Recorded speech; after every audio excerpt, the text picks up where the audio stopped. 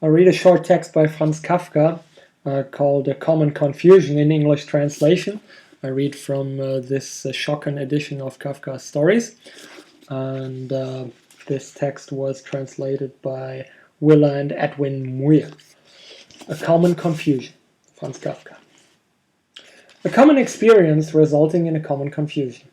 A has to transact important business with B in H.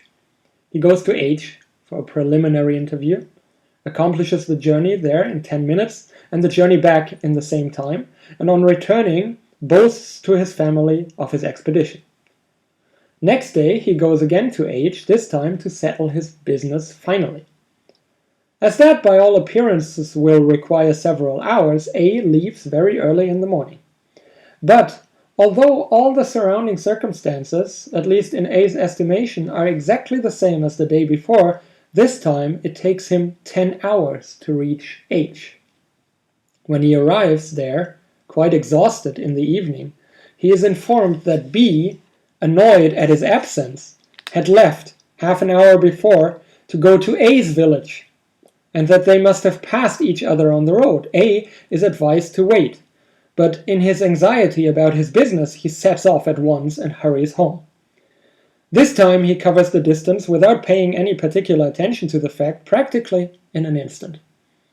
At home he learns that B had arrived quite early, immediately after A's departure, indeed that he had met A on the threshold and reminded him of his business.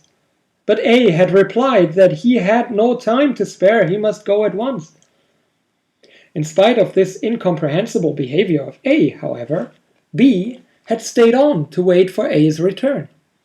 It is true, he had asked several times whether A was not back yet, but he was still sitting up in A's room. Overjoyed at the opportunity of seeing B at once and explaining everything to him, A rushes upstairs. He's almost at the top when he stumbles, twists a sinew, and almost fainting with the pain, incapable even of uttering a cry, only able to moan faintly in the darkness, he hears B, impossible to tell whether at a great distance or quite near him, stamping down the stairs in violent rage and vanishing for good.